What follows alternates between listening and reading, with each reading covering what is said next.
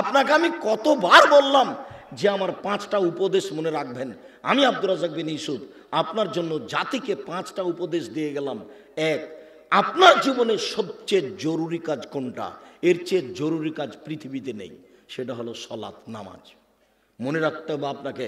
পৃথিবীবাসী, আমি আব্দুর রাজ্জাক বিন ইউসুফ আপনাদের দ্বীনি ভাই হিসাবে মহিলা পুরুষ সকলকে বলে যাচ্ছি, মানুষের জীবনের সবচেয়ে জরুরি কাজ পৃথিবীতে, কাজ হিসাবে, কর্ম হিসাবে এর চেয়ে জরুরি কাজ পৃথিবীতে নাই। সেটা কি? সালাত। জীবনে এর সাথে কোনোদিন আপোষ করিয়েন না। একে শক্ত হাতে দমন করবেন, টাইম হলে আদায় করতে হবে, যত সমস্যা থাকে। কোনো দিন 5 মিনিটের জন্য এর সাথে আপোষ করবেন না। এর চেয়ে জরুরি কাজ পৃথিবীতে নেই। 2, দ্বিতীয় পৃথিবীতে জরুরি কাজ হালাল রুজি। আপনাকে আমি ব্যাংকে লোন নিয়ে ব্যবসা করতে বলিনি, কোনোদিন বলিনি। চকলেট দিয়ে ব্যবসা করতে বলেছি, তাহলে লোন নেওয়া লাগবে না।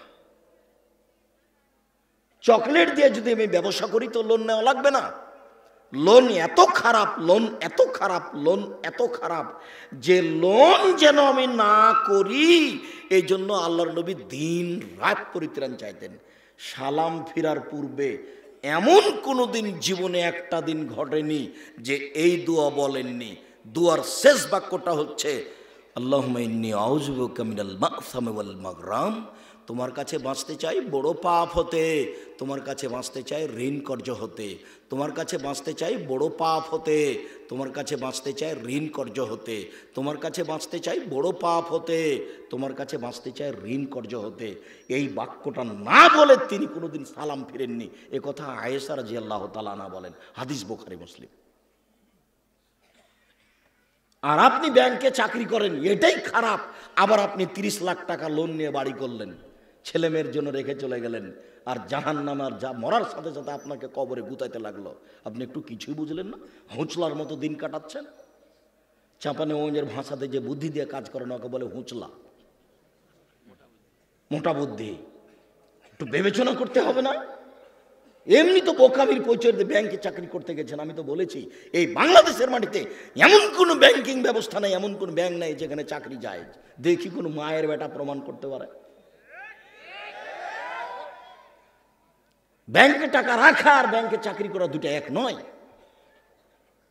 সম্মানিত দিনী ভাই বোন, মানুষের জীবনে সবচেয়ে জরুরি কাজ হালাল রুজি। শ্বশুরের কাছে টাকা নিয়ে জীবিকা নির্বাহ করবেন না, ও কথা পুনরায় বলা লাগবে না। শতবার বলেছি যে যৌতুকের টাকা দিয়ে চাউল কিনে ভাত খেয়ে ইবাদত কবুল হবে না। ভিক্ষা করার টাকা দিয়ে চাউল কিনে ভাত খেয়ে ইবাদত কবুল হবে। আমি ভিক্ষা করব কেন? আমার গায়ে শক্তি আছে, কাজ করে খেতে পারি। তবুও ভিক্ষা করা টাকা দিয়ে চাউল কিনে ভাত খেয়ে ইবাদত কবুল হবে। যৌতুকের টাকা দিয়ে ভাত খেয়ে ইবাদত কবুল হবে না। চাউল কিনে ভাত খেয়ে ইবাদত কবুল হবে না, ওটা হারাম টাকা। যৌতুক শ্বশুরকে ফেরত দিতে হবে, এটা ভুল হয়েছে। আর আগামীকাল সন্ধ্যা হতে হতে এই ছেলে, তোমাকে বলেছি শতবার, তোমার বাপ যেন তোমার ফুফুকে জমি ফেরত দেয়, হিসাব করে ভাগ করে দেয়। আগামীকাল সন্ধ্যা হতে হতে আপনি বোনের জমি দিয়ে দিবেন। আপনার বাপ মরা 10 বছর হলো। বোনের জমি মানে পরের জমি। পরের জমি খান কেন? শরম হয় না? আপনার ভাগ্য আল্লাহ লিখে দেননি? বাপ মারা গেছে, আপনি জমির ভাগ নেবেন, আপনার বোন জমির ভাগ নেবে। আপনি নেবেন সকালে আর আপনার বোন নেবেন বিকেলে, এরকম কথা কি না? একসাথে। তা আজ পর্যন্ত জমি আপনার কাছে কেন? আপনাদের চারঘাট কোন দিক থেকে একটা লোক গেছে আমার কাছে, তো বলছে আমি অংশ বন্টনের উপরে ডক্টরেট ডিগ্রি করব, সেই জন্য আপনার কাছে এসেছি। তো কি করবেন? কি বলে আপনাকে কিছু জিজ্ঞাসা করব। প্রথমে বলছে আপনার আমি পরীক্ষা নিব। আমারই পরীক্ষা নেবেন? আচ্ছা ভালো, কি জিজ্ঞাসা করবেন করেন তো। তো কিছু মাসলা জিজ্ঞাসা করলো এই ফারাইজ সম্পর্কে। করার পরে বলছেন আমাকে এইটাই মনে হয় আমার পরীক্ষা। সেটা হলো এই, আপনার বাপ মারা গেছে না বেঁচে আছেন? বল মারা গেছেন। কতদিন হলো? এতদিন। তো আপনার জমি জায়গার খবর কি? তা আমি বললাম যে আমার বাপকে মাটি দিয়ে এসে আগে জমি ভাগ করেছি, তারপরে খাওয়া দাওয়া। খাওয়ার আমরা আগে খাইনি, আগে জমি ভাগ করেছি তারপরে খাওয়া। যদিও জমি আমি একটু চিনি, আমার ছোট ভাই চিনি না, আমরা কোনোদিন জমিতেই যাইনি। আমার আব্বা একজন ছোট কৃষক ছিলেন, 20-25 বিঘা জমি রাখতেন। যখন পশ্চিমে থাকতাম তখন বলতো ধান বিক্রি এত টাকা, কালাই বিক্রি এত টাকা, সরিষা বিক্রি এত টাকা, পেঁয়াজ বিক্রি এত টাকা, মোট 1000 টাকা পাঠালাম। তখন আমি ভাবতাম যে আমার আব্বাকে 1000 টাকা সংগ্রহ করতে অনেক পরিশ্রম করতে হয়েছে। ওই কথা আমার এখনো দিনের মতো মনে পড়ে। আমার আব্বা আমাকে বলতেন যে আমি যতদিন বেঁচে আছি ততদিন তোমাকে জমিতে যেতে হবে না, কোনো কাজ করতে হবে না, যদি কাজ করে খেতে হয় তাহলে আমার মরার পরে। আমার এই বাপের আমার এই বাক্যটা আমি ভুলতে পারি না, যে তোমরা যদি কাজ করে খাওয়াই লাগে তা আমার পরে খাও, আমি যতদিন আছি তোমরা ততদিন এই জমি জায়গাতে যাও না। শুকরিয়া, জাযাকুমুল্লাহ খাইর। যেটা বলছিলাম হালাল রুজি, 3 কোরআন তেলাওয়াত, 24 ঘন্টায় একবার কোরআন মাজিদ তেলাওয়াত করবেনই, করতেই হবে, নাহলে কোরআন বিপক্ষে চলে যাবে।